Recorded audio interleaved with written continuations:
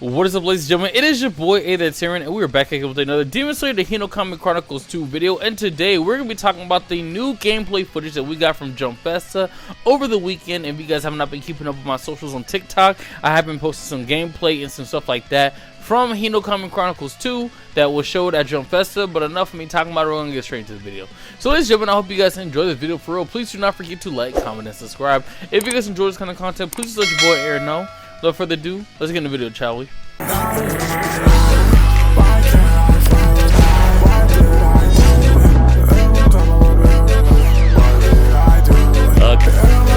Ladies and gentlemen, like how I said in the intro of the video, we have a lot of content in regards to Demon Slayer the Hinokami Chronicles 2. Now, if you guys did not know, previously in my other videos, I mentioned how they said that there was going to be a early offline demo build of Hinokami Chronicles 2 for people to be able to play if they went to Jump Festa. And luckily we were able to get some footage from this one person from Twitter. Shout out to Fun Only Naruto. Bro really came in clutch and really blessed everyone with the content, right? So bro was able to play the offline demo and we were able to see some new things in regards to the game. For example, first, the demo only covered about 6 characters. We had the new Tanjiro. We had a new version of Tanjiro, I'm pretty sure. We had Nezuko. We have Mitsuri, the Love Hashira. Muchiro, the Miss Hashira. Then we had Gyutaro / Daki. And then we had Gyoko, right? Gyoko. And by the way, that already confirms that we're getting Gyoko as a playable character. We're able to see some of his moveset, but we can probably talk about that in a later video. I'm not going to really break down individual movesets already, so I'm just going to really mainly talk about this stuff overall. So, whenever we look at the first video that I'm about to put up on screen, we're able to just see some basic gameplay of the new Tanjiro doing some, you know what I'm saying, basically fighting, right? We're able to see his new ultimate, which looks pretty cool. And like I said in my previous video, I think this is going to be Season 4 Tanjiro, where we're going to get ourselves, you know, the Thunderclap and Flash version of Tanjiro.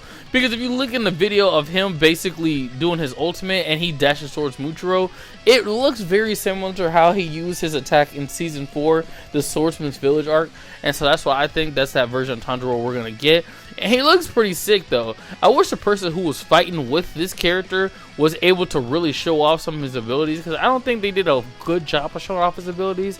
But maybe I just haven't broken it down well enough, so we could probably do that in a later video as well. Number 2, we have ourselves the confirmation of Team Ultimates, right? Joint Ultimates. If you guys did not know, in Hinokami Chronicles 1, there was no joint Ultimates in the game.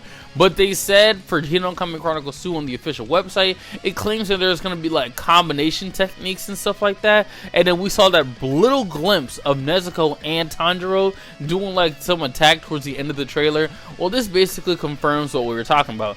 So I'm about to put the gameplay footage up on screen. You see the enemy player using Muchiro and Mitsuri, you know, both the Love and Miss Hashira, and they use their ultimate attack together. And that's when it goes into that cinematic of them going crazy, and it's just that dual ultimate, right?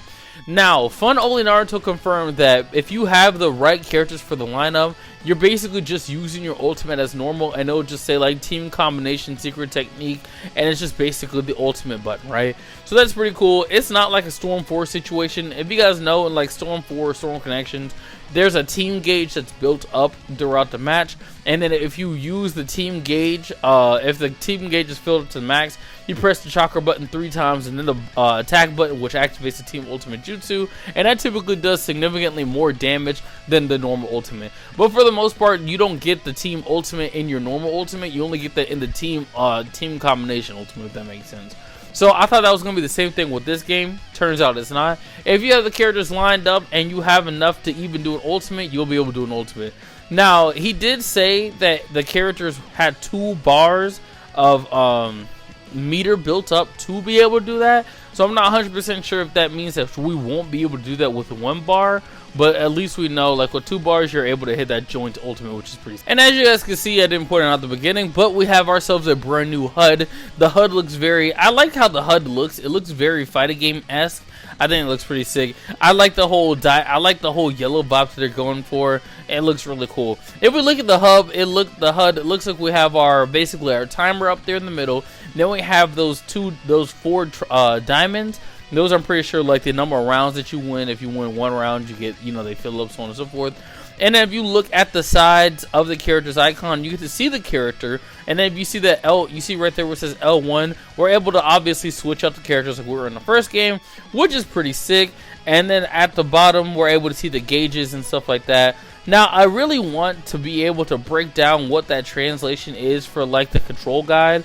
So we're going to have to probably do that in a later video once I get a hold of that stuff, because currently I do not have a hold of it. But who knows, maybe in post-editing I'll be able to get that. And then also we're able to see that we still have our usual combo counter back in the game, which is nice. I always like that we had a combo counter because it just really limited the amount of spam that people could do in the game. So yeah, so I love me a good combo counter. I thought the combo counter was pretty sick, and not gonna lie. And if you look at the gameplay, wherever he summons Nezuko to come in and kick the Miss Hashira, it costs half a bar of the support gauge like it did in the previous game. If you guys do not remember, in the previous game, if you want to sub out your character to like save them from a combo, you would have to use exactly the whole full bar of meter. But you know, it looks like it's kind of the same premise with this one, so I like that a lot too. And then if you look at the other gameplay footage I'm about to put up on screen, where Daki hits Mitsuri with an ultimate, like he switched out the character to switch to Muchiro, which is pretty cool. And that also looked like it took about the same half a bar of meter that it would for any other character. So it looks like the meter cost is basically the same. So I do think that's pretty neat. That's basically, you know, very similar to what we had before. Also, another interesting fact that I thought was pretty cool, now instead of having Daki and Gutaro as separate characters, they have them as one unit, which is pretty cool. And I think they were trying to aim for more of that lore accurate kind of stuff, because people thought previously demons were able to play together. You're able to select more than one demon on a team, but actually for Daki and Gutaro, there are actually two characters now put in one. And apparently to Fun Only Naruto, whenever you switch between those characters, they still have their individual movesets from Hinokami Chronicles 1. So I think that's pretty cool. And they also gave them a joint ultimate together, I guess, since now they are actually just one unit as a whole. And so I'm about to put the ultimate up on screen, and it looks honestly pretty sick. I think that they really snapped the creativity on this one, and I want them to be able to add more creativity when it comes to these ultimates, because like they really could snap with this game, honestly, if they really put their soul into it. Next, we're going to talk about the surge animation. If you guys did not know, whenever you have enough meter built up, you have the boost and then you have the surge.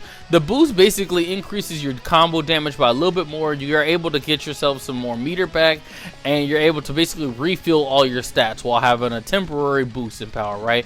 Which was pretty cool. Now, if you guys did not know, we also had a surge, and basically surge in Hinokami Chronicles 1 is whenever your character would turn blue, their meter would turn blue, and they would have armor, and they'll basically have the ability to spam whatever the moves that they wanted to with infinite, basically, I'm gonna just say chakra, infinite chakra basically, and then people were able to do some mean damaging combos. Well, it looks like in this game, since we're finally at the part where they start talking about the Slayer marks, these characters are some characters are gonna get Slayer marks. For example, I'm put up on screen where Muchiro gets himself his Slayer mark, and he has very low health too. But you see how he has a Slayer mark, and then he just keeps constantly doing the same move over and over again, which does not drain his meter. So I think that they're going to be going that route of giving these characters their Slayer marks whenever they go into their booster surge. So, but we don't know if that's going to change their playstyles at all. For example, in Demon Slayer Hinokami Chronicles 1, it wasn't like movesets were changed. They were just more wide-hitting attacks per se. And sometimes they did have more effects whenever they did their combos. Sometimes, not all the time, but sometimes. And so I don't expect there to be a different moveset for, let's say, Muchiro or Mitsuri and so on and so forth. Maybe for Tanjiro, I see them probably changing up Tanjiro's fighting style just a little bit to compensate for his Demon Slayer mark, because he is the main character. But for the most part, it looks like they're going to give the characters who unlock their marks Slayer marks whenever they go into their surge animation, which is pretty clean. And ladies and gentlemen, something that I forgot to mention in the video that I'm just realizing post editing. Heavy attacks now are not free. So if you guys did not know, in Hinokami Chronicles 1, whenever you did a heavy attack, all you had to do was flick the joystick to the side while holding the attack button, and it basically leaves you in this armored kind of state where sometimes people would hold it for the long period of time that they can. Well, it turns out in Hinokami Chronicles 2, it is not a free ability that you can use anymore. It will cost some of your gauge. So for example, I'm about to put it up on screen. We get to see Gyoko use a heavy attack against Tanjiro or whatever character he's using it against. And you see that as he's holding the heavy attack animation, it is slowly draining his meter. And ladies and gentlemen, that is because now heavy attacks cost meter, and so they won't be free to use. So I think that's pretty interesting, honestly. Now that doesn't mean if you could hold it for the whole match, but of course, you know, whenever your meter runs out, which is kind of cool because people did use heavy attacks kind of not really all the time, but a good amount of times in combos and stuff like that, especially to lock down their opponents. So I'm really interested to see how the meta is going to change up with this.